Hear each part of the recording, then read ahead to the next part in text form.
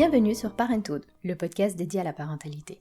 De l'envie d'avoir un enfant à sa conception, de la grossesse à l'accouchement, du postpartum au début et difficultés de l'éducation, ce sont des mamans et des papas qui viennent témoigner et partager avec nous leur vécu et leurs expériences, mais aussi des professionnels qui répondent aux questions que l'on se pose. Ici, on apprend, on se rassure et on déculpabilise. Alors, on respire un grand coup et c'est parti.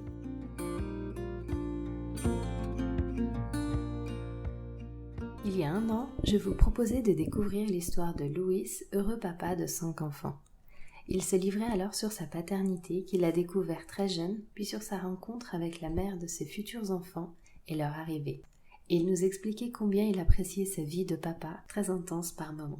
Aujourd'hui, il se confie à nouveau sur le rôle de sa vie et notamment sur sa paternité bien différente depuis sa séparation d'avec la mère de ses enfants. Il nous raconte ici comment ils ont su s'adapter et surpasser une situation a priori difficile. Vous verrez comment l'amour, l'humour et l'écoute prennent le dessus sur le reste et définissent pour Louis cette paternité qu'il affectionne tant. Coucou Louis. Coucou. Comment ça va? Très bien. On te connaît déjà parce qu'on s'était parlé, c'était presque pile poil un an en fait. Tout à fait. Et tu nous avais livré ton vécu, ton histoire de papa, t'étais là dans tous tes conseils, tes interrogations, enfin, c'était vraiment chouette. Ça m'a fait énormément de plaisir aussi de commencer avec toi, ce podcast en fait, ce premier épisode. Voilà. Et du coup, là, c'était l'occasion de fêter les 1 an du podcast. Donc, merci. Alors, comment ça va depuis? Alors, très très bien. Très bien. En tout cas, plus particulièrement en ce qui concerne les enfants. Donc, suite à la séparation que j'ai eue, il y a quand même des choses très positives qui se sont passées. Je pense que... je pense pas, c'est une certitude. Maintenant, je consacre beaucoup plus de temps avec les enfants. Beaucoup plus de temps de qualité aussi.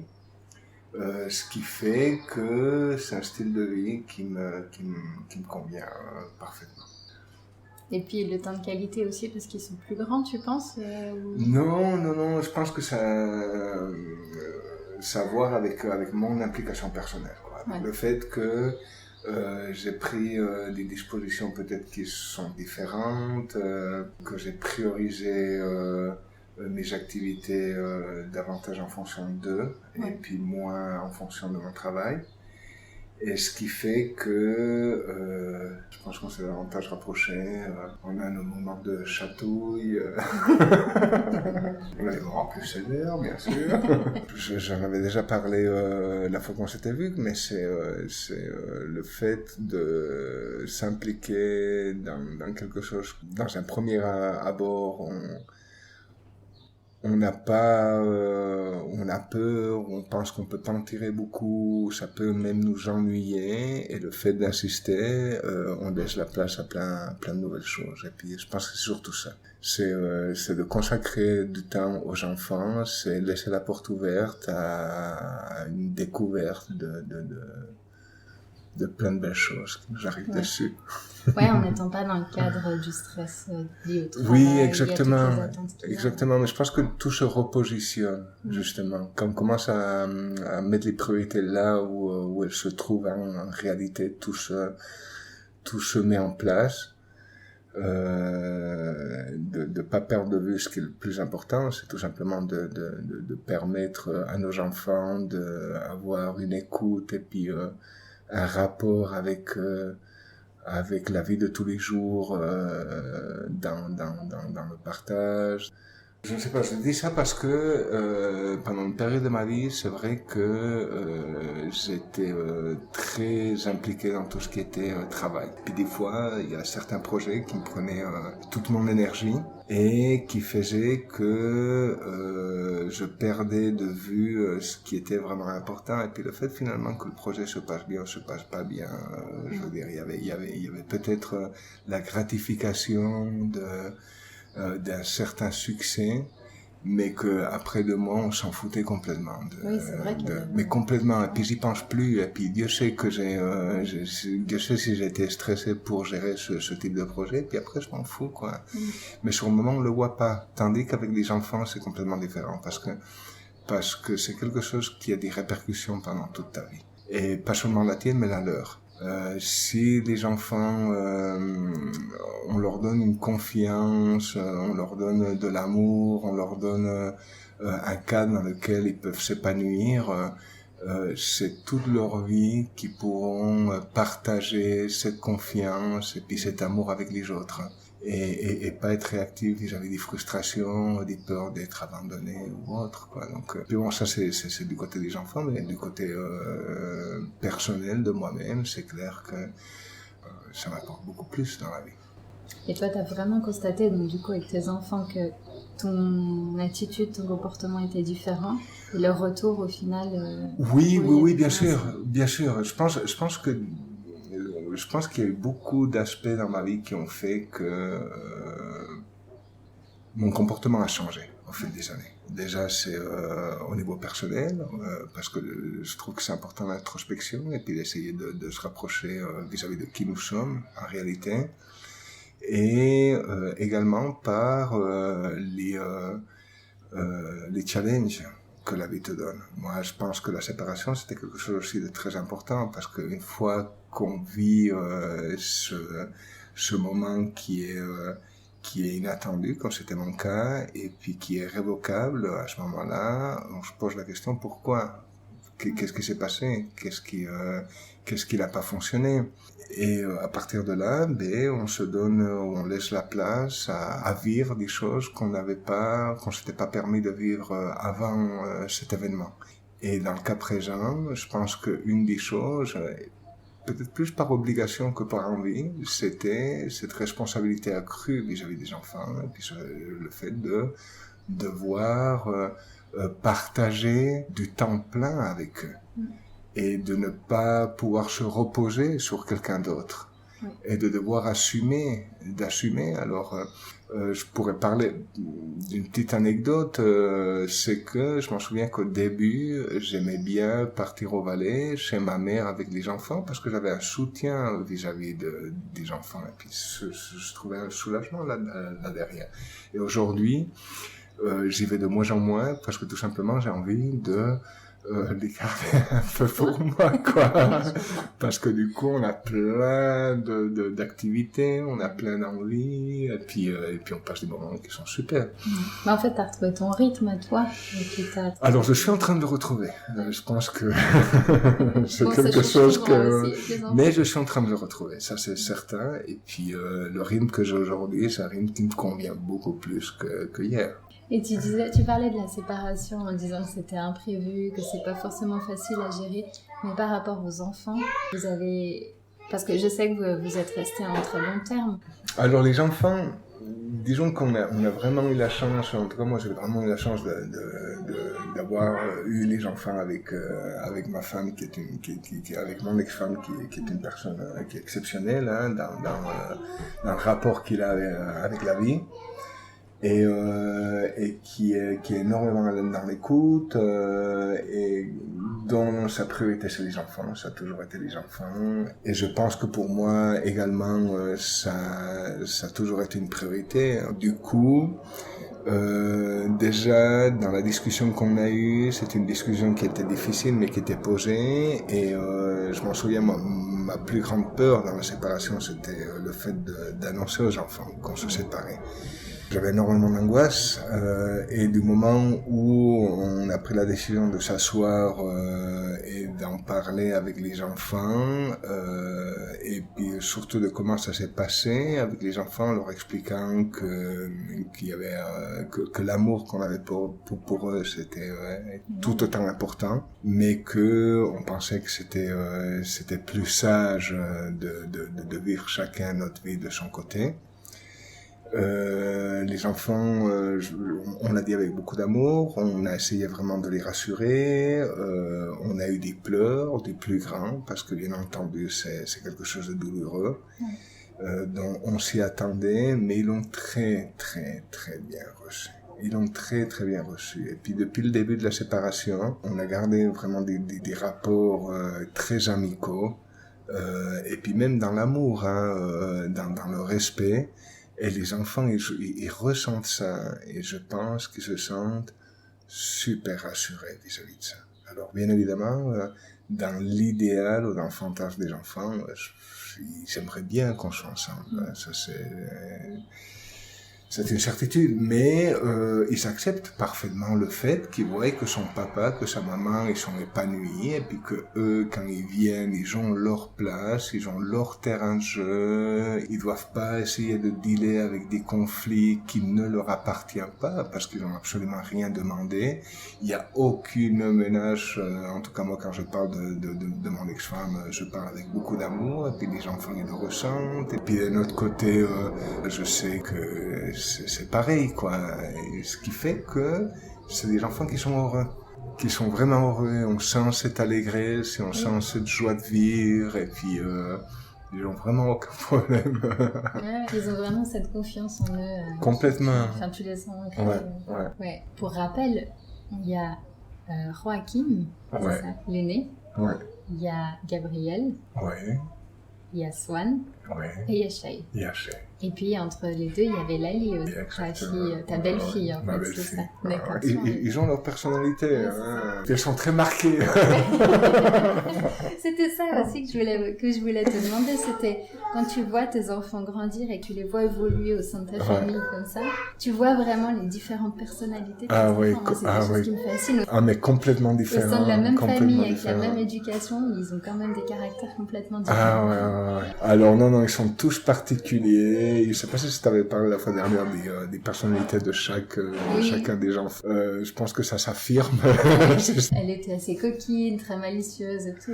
Oui, c'est plus la chose. Oui, elle est très brute, très proche avec tout, avec la nature, avec les animaux, avec ses émotions.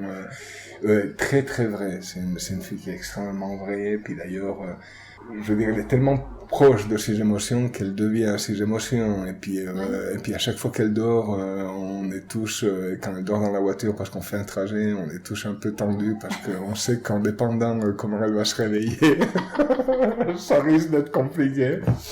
Et ça, tu penses que c'est lié à sa personnalité, pas forcément à son âge, alors non, tu vois déjà que c'est la personnalité. Oui, c'est sa personnalité. C'est sa personnalité parce que même à leur âge, ils ont des réactions qui sont...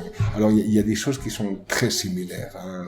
Et d'ailleurs, c'est quand même assez marrant, mais quand on va chez le pédiatre et puis nous pose des questions vis-à-vis de l'évolution qu'il a dans ces années, c'est des choses qu'ils sont en train d'apprendre, et puis on sent qu'il y a quelque chose de très similaire dans l'évolution des enfants, quoi. Mais c'est comment est-ce que ils vont exprimer ces choses qui sont communes, parce qu'ils peuvent les exprimer de plein de façons différentes, et ça fait qu'ils ont des personnalités qui sont très propres, mais je veux dire, ils sont complètement différents. Les 4 enfants que j'aime, alors ils sont partis dans des directions complètement différentes. Et c'est fabuleux parce que aussi ça nous permet de nous ouvrir à d'autres types de management. Oui. Parce qu'on peut pas manager de la même façon. Donc ça nous apporte énormément, ça nous challenge énormément, ça nous permet d'affûter, puis d'avoir un esprit beaucoup plus ouvert, et puis de dire effectivement ce qui peut fonctionner pour certains ne peuvent pas fonctionner pour d'autres, de se remettre en question.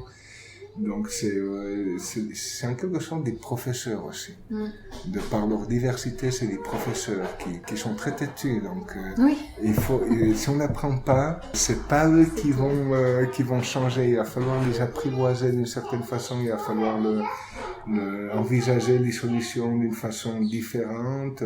Je pense que toujours en restant ferme dans le sens où on a quand même notre expérience, il faut quand même qu'on soit aligné vis-à-vis de ce qu'on pense. Donc ça, je pense que c'est très important. Mais c'est la façon de le dire, et puis la façon de le transmettre, elle doit être complètement différente en fonction de l'enfant. Ça me rappelle ce que tu disais, tu sais, sur Joachim, quand tu disais qu'il était plus jeune et qu'avec le sommeil, c'était tout un truc et que ça a été compliqué au début, puis que tu avais parlé avec une sorte de thérapeute du sommeil il y a des années, qui t'avait dit qu'il fallait que tu sois ancré avec toi-même, que tu sois sûr de toi-même. Donc ça revient aussi à ce que tu viens de dire avec les enfants, c'est que même si tu adaptes ta façon d'être avec chacun d'eux en fonction de leur caractère, tu dois quand même garder cette base de savoir Oui, aussi, oui, bien sûr. Moi, je pense que c'est une grosse problématique qu'il y a de nos jours, sans vouloir porter aucun jugement vis-à-vis de certains parents qui n'arrivent pas, qui se font dépasser par leur enfant. Parce que ça, je le vois. Hein. Je peux le voir que ça soit dans les bus, je peux le voir un peu... c'est des amis qui... j'ai vécu des situations avec des amis où je me dis, waouh, quoi, comment est-ce possible, quoi, qu'on arrive à ce genre de situation où il y a je pense, une très grande insécurité de la part des parents vis-à-vis des enfants, qui est une sorte de justification du manque d'implication, on va dire, par des théories qui sont vaporeuses.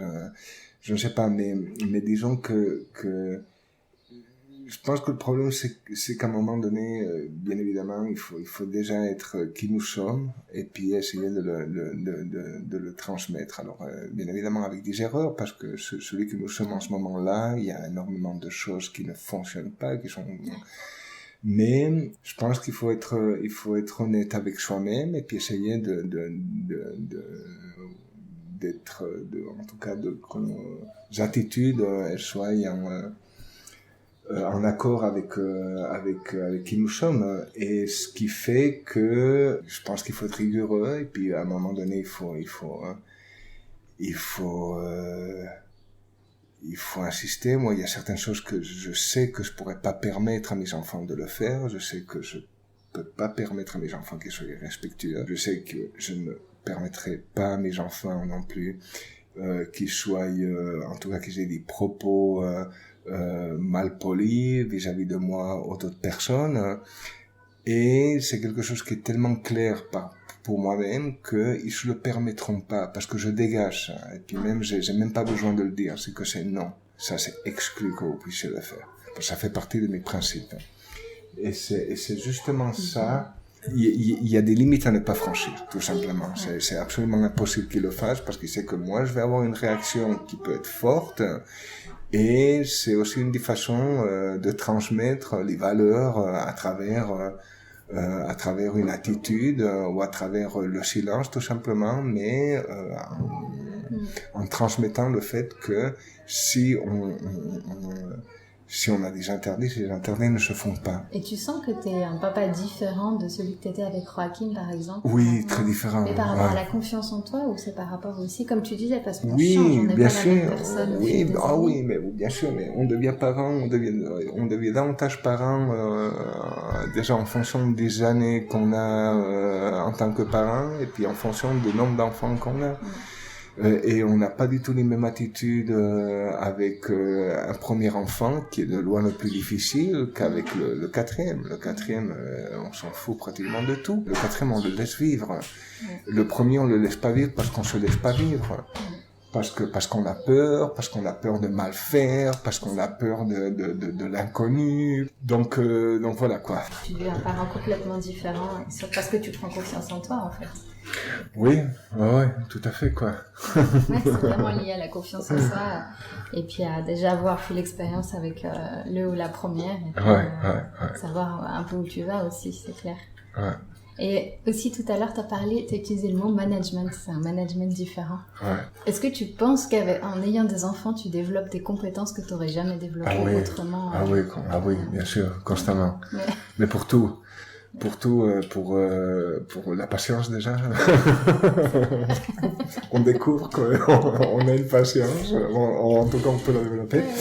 Non, pour tout, oui, bien sûr. Moi je pense que surtout le fait comme j'avais dit tout à l'heure, de prioriser les choses qui sont vraiment importantes et celles qui sont pas, et puis la contemplation, et puis le temps des câlins, ou le temps que... Oui, pour tout, quoi. Je pense que c'est on découvre des choses qu'on a un peu laissées de côté, et puis que tout à coup on est obligé un peu de de les revivre. On voit qu'on a du plaisir à le faire également. Ouais. Puis même vis-à-vis de soi-même, de voir ce côté aussi honnête qu'ils ont, le rapport, je t'aime pas. Et puis voir aussi que ça a aucune application parce que on sait qu'ils seront toujours là, et puis ça peut également nous permettre d'avoir des relations plus honnêtes avec l'autre, et puis à enlever nos peurs, de dire voilà, il va falloir peut-être pas que je le dise tel que je le ressens, mais essayer de le dire de manière diplomate. Et puis finalement, moi je me suis rendu compte également quand je balance des choses, et puis j'essaie de balancer des choses comme je les ressens, quitte à que je me trompe et que je me rende compte que je me trompe, mais en tout cas d'être le plus honnête possible. Je me rends compte que les répercussions elles sont beaucoup plus intéressantes, quoi. Et ça, c'est des enfants qui m'apportent tout ça. Ouais. C'est les enfants, c'est de voir leur côté naturel. Oui, parce qu'on parle beaucoup du fait qu'on éduque les enfants d'après nos standards, nos critères à nous, mais en fait, on regarde pas dans l'autre sens. Ils nous éduquent beaucoup. Je pense qu'en quelque sorte, ils ont plus à nous apporter que nous avons à leur apporter. Je pense que nous, ce qu'on fait beaucoup, c'est leur limiter, quoi. Je pense qu'ils sont beaucoup plus vrais que nous le sommes. Et puis voilà, quoi, ça nous permet peut-être de remettre un peu en question qui nous sommes, quoi. Le fait de les voir aussi épanouis, que n'importe quelle chose peut leur amener un bonheur infini, et que nous, on doit à chaque fois repousser nos limites, essayer de retrouver un aperçu de bonheur. Donc je pense que c'est plutôt qui nous éduque. Par contre, effectivement, il y a des règles, on est dans un échiquier, il y a certains mouvements qu'on ne peut pas faire, et puis à le moment de leur expliquer et de leur sensibiliser. Ouais, la dernière fois aussi, quand on s'était parlé, on avait parlé du rapport au temps. Ouais, ça m'avait beaucoup marqué, en fait, de parler en fait de cette notion du temps, du fait que nous, on allait toujours, comme tu disais, d'un point A à un point B. Ouais, le plus vite possible. Et puis on avance, et puis eux, ils ont vraiment une vision différente du monde. Ils s'arrêtent pour s'extasier devant tout, et moi, c'est une des choses aussi que j'ai beaucoup appris. Ouais, c'est le pouvoir du moment présent, quoi. Ouais, et qu'ils ont. Mais à l'inverse, c'est très difficile parce que souvent, quand toi, tu vas de ton point A à ton point B, tu vas avec un temps limité dans ta tête, tu dois y aller, quoi. T'as une heure pour arriver à l'autre espace, et c'est vrai que du coup, c'est quelque chose que tu dois apprendre avec, quand t'as un enfant qui commence à... Oui, mais tu dois t'adapter, mais justement, c'est un apprentissage. Parce que tu peux pas, et tu peux pas, parce que si tu prétendrais qu'un enfant vive au même rythme que toi tu vis, mais tu pèterais un plomb. Parce que c'est tout simplement pas possible. Et puis parce qu'ils refusent, et ils refusent parce qu'ils ne comprennent pas. Ils ne comprennent pas dans quel système de stress, de redevance, ce qu'on est devenu avec le temps. Ils ne comprennent pas, donc c'est pas possible aussi de leur faire comprendre, quoi, parce que c'est parce qu'ils vivent.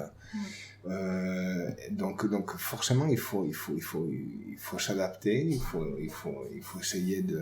Moi je m'en souviens quand je travaillais, quand j'avais du télétravail et que je devais travailler avec les enfants que j'étais à côté, moi, à un moment donné j'ai refusé de travailler parce que c'est tout simplement pas possible. C'est pas possible d'essayer d'être concentré plus de 5 minutes avec des enfants qui viennent constamment, parce que ouais. Bref, je sais pas pourquoi je dis ça, mais... en fait, c'est vrai, parce que ces derniers temps, la problématique du télétravail, elle s'est beaucoup posée. En soi, c'est hyper pratique, et d'autant plus quand t'es parent, parce que c'est vrai que tu gagnes du temps sur ton temps de trajet, tu fais quelque chose, tu lances tes lessives, tu fais à manger, en même temps que tu peux travailler, et c'est plutôt chouette. Mais à l'inverse, parfois, pas toujours, mais parfois, ton temps de travail, il est quand même... C'est pas évident, en fait, s'organiser. Oui, c'est pas évident. Alors, moi, je pense que la problématique qu'il y a eu avec le télétravail, parce que moi, le télétravail, c'est quelque chose que je trouve quand même assez positif, mais le télétravail, c'est sympa quand t'es seul, et puis tu réserves ta journée pour toi, pour travailler, alors là, il y a aucun problème. Mais là où ça posait problème, c'est quand il y avait le télétravail, et que les enfants, ils faisaient pas du télétravail. Et là, ça devenait problématique, parce que le fait d'avoir les enfants à la maison, c'est pas possible. Les enfants, ils vont constamment te solliciter.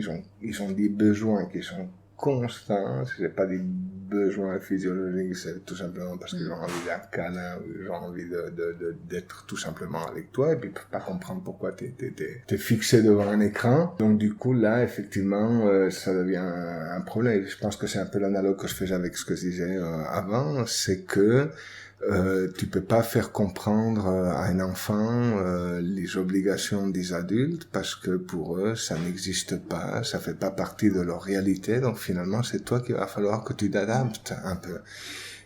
Parce que dans le sens contraire, ça va pas se passer. Donc, on peut pas demander à un enfant d'essayer de nous comprendre nous, parce qu'il a pas la capacité, parce qu'il a pas expérimenté, parce qu'il a pas cette dimension que nous avons acquis avec des années. Par contre, nous, on arrive quand même à s'adapter à qui ils sont, parce que déjà on a davantage de recul, et puis parce que peut-être qu'on garde des souvenirs de quand on était petit également, et puis qu'on arrive à être en phase avec eux.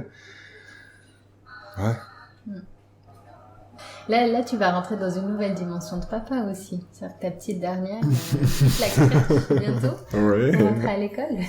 Oui, encore Donc là, ouais. t'es plus un papa de tout petit non plus. C'est que, ouais. Mais ce que tu viens de dire, je pense que ça rassure énormément de monde. Et voilà, la première, de se dire que c'est normal. On a tous, c'est normal qu'un enfant nous sollicite en permanence. C'est normal qu'un enfant ait tout le temps besoin d'interaction, de nous, que ce soit pour un câlin, pour un jeu, pour un livre. Ouais. Parce que parfois on se dit mais ça va, il ou elle peut le lire tout seul, elle peut jouer et tout, mais en fait...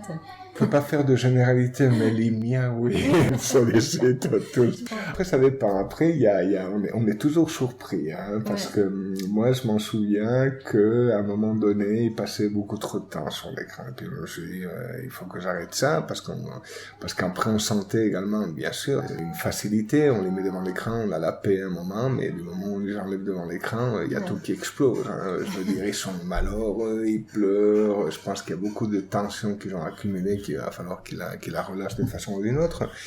Quelque chose qui m'a beaucoup surpris, et puis c'est quelque chose que je fais davantage, notamment avec le rangement, avec les écrans par exemple, les enfants ils n'ont pas le droit de regarder les écrans jusqu'à après manger, donc à partir d'une heure de l'après-midi, je leur laisse un maximum de 2 heures, et puis au début quand j'avais pris cette résolution, je me disais ça va être extrêmement compliqué, parce que je disais mal habitué mes enfants. Finalement, on est surpris parce qu'ils acceptent. Alors, effectivement, peut-être la première semaine, ils m'ont demandé 40 fois dans l'espace d'1 minute. Donc, c'est même pas dans la matinée. C'est quand qu'on a le droit à l'écran. Et finalement, ils finissent parfaitement par intégrer, par accepter. Et il y a plein de belles choses qui ressortent. C'est que je les vois en train de faire des cabanes dans leur chambre. Je les vois en train de sortir des jouets qu'ils avaient consacrés 2 minutes quand on leur avait offert. Et puis après, ils les avaient rangés. Et puis ils avaient resté à prendre la poussière. Donc il y a aussi ça, quoi. Il y a aussi le fait que des fois quand on prend des résolutions et puis qu'on pense que ça va être compliqué, c'est beaucoup moins compliqué. C'est encore des projections qu'on fait. Et finalement, ça se passe très bien. Et c'est comme le rangement, c'est que finalement, moi, j'avais l'habitude de passer derrière les enfants à ranger absolument ce qu'ils font, parce que, en quelque sorte, c'est aussi ce que j'ai vécu quand j'étais petit. Et puis bon, bref, je sais pas si c'est forcément un lien, mais en tout cas, c'est ce que je faisais. Et je me dis, ça va être compliqué de commencer à leur demander qu'ils rangent leur chambre, qu'ils rangent tout ce qu'ils font. Et puis, maintenant, c'est exclu. Ils peuvent pas passer à quelque chose d'autre avant qu'ils rangent. Alors, peut-être qu'ils passent 1 demi-heure, voire 3/4 d'heure en train de me dire, oui, mais Swan, il a pas rangé, non, mais chez il fait rien. Et je dis, bon, mais c'est pas un problème, vous gérez votre temps, vous faites comme vous voulez, vous prendrez le temps que vous prendrez, et puis finalement, ça leur motive à jouer, parce que finalement, ils ont tellement peu envie de ranger qu'ils vont commencer à jouer, puis ils restent tranquilles. Et puis ça prend le temps que ça prend, et finalement c'est rangé, et puis ils ont pris des bons temps. Du coup, ta petite dernière qui est grande et tout. Oui, c'est le ma monde petite de la dernière. crèche. Il y a une petite pointe de tristesse et en même temps peut-être de soulagement aussi. On en parlait tout à l'heure de la pénurie des crèches et à quel point c'est compliqué pour les parents aujourd'hui d'être parents. Hein, je veux dire, en tout cas, c'est vrai que l'État ne nous facilite pas les choses. Déjà, je pense que les critères pour avoir une crèche, ils sont beaucoup trop élevés, comme tous les critères ici en Suisse. Les gens ne veulent pas ouvrir des crèches parce que je pense que c'est pas rentable. Ça peut pas être rentable avec tous les critères. Et ça fait que nous, on trime, même si la crèche, elle est super, parce que déjà, même si ça coûte une fortune, je pense que c'est déjà une chance de pouvoir payer. Parce que si on n'a pas de crèche, c'est extrêmement pénalisant pour notre vie, quoi. Donc voilà. Donc moi, je suis très content. Hein. Je suis très content surtout au niveau financier parce que ça va me permettre de sortir la tête de l'eau. C'est clair. Et puis bon, après, je suis très content aussi pour elle parce qu'elle va rejoindre son grand frère dans l'école où il est. Et puis ça va être super parce qu'ils ont une relation qui est fantastique. Puis quand Sonny avait arrêté la crèche, on se faisait un tout petit peu de soucis. Parce qu'on avait peur qu'ils soient un peu tristes de se séparer, parce qu'ils sont tout le temps ensemble, et bon, finalement, ça s'est bien passé. Mais le fait de retrouver son frère, ça va être super. Ma dernière question, c'était, qu'est-ce qui te plaît, toi, dans le fait d'être papa, aujourd'hui, dans la parentalité en général? Qu'est-ce qui me plaît? Il y a beaucoup trop de choses qui me plaisent. Mais je pense que je saurais pas qui je suis, sans être parent. Déjà, d'une part, parce que j'aurais jamais eu la capacité à aimer que j'ai aujourd'hui si j'avais pas d'enfant, parce qu'on peut rien aimer d'aussi fort qu'un enfant. Le fait que ma vie est devenue plus saine aussi à travers les enfants, d'avoir des valeurs qui sont que j'aurais certainement pas eu n'ayant pas eu l'enfant. Je pense que j'aurais pas pu cultiver des valeurs de choses simples que j'ai pu cultiver avec les enfants. Je pense que c'est un tout, quoi. Alors il y a quelque chose que j'ai horreur, hein, et puis souvent, en tout cas dans les relations que j'ai eues de femmes qui n'ont pas eu d'enfants, et quand je sais que des fois je suis dans des conversations avec des parents et puis ils disent tu peux pas comprendre parce que t'es pas un parent. J'ai horreur de ça, de ce genre de choses, parce que je pense que chacun a son chemin de vie. Puis ce qu'on est en train de vivre, c'est parce qu'on doit le vivre, et le fait aussi d'être célibataire, peut-être qu'aujourd'hui si tu me faisais une interview puis j'aurais jamais eu d'enfant, j'aurais pu avoir une conversation qui est similaire à celle que j'ai, en disant toutes les choses qui m'ont apporté le fait de ne pas avoir d'enfant, hein, parce qu'il y a toujours une contrepartie. Si je devais résumer à une seule chose, je pense que c'est tout simplement cette capacité d'aimer, quoi. Et puis ça, je suis presque certain, j'aurais jamais pu aimer autant si je n'aurais pas été parent. Parce que je pense que c'est pas possible d'aimer autant un enfant que notre propre enfant. Ouais. Oui, et puis plusieurs enfants, enfin je veux dire plusieurs personnes, c'est pas tant... Encore plus. Non, parce que parfois on a un peu l'impression que c'est le premier qui trace la route quand on n'a pas forcément encore eu d'autres enfants. Il y a certains parents qui ont un peu cette interrogation de se dire est-ce que quand je vais en avoir un autre, est-ce que je vais l'aimer autant? Le problème c'est que le suivant souvent détrône celui-là. C'est ça le problème, c'est que peut-être on se pose la question si on va autant les aimer, mais finalement, plus ils sont petits, ils ont un truc, je ne sais pas si c'est une odeur ou ce qui dégage, mais qui nous encercelle complètement. Ouais. C'est vrai que c'est des petits sorciers. Ouais, c'est des petits sorciers, quoi. Donc, non. Donc l'amour se démultiplie. Ah, se démultiplie, il y a pas de perte, il y a que du gain. Bon, Louis, merci. Merci pour ce retour. Et puis, ça fait plaisir de se revoir, de rediscuter. Ouais, merci à toi.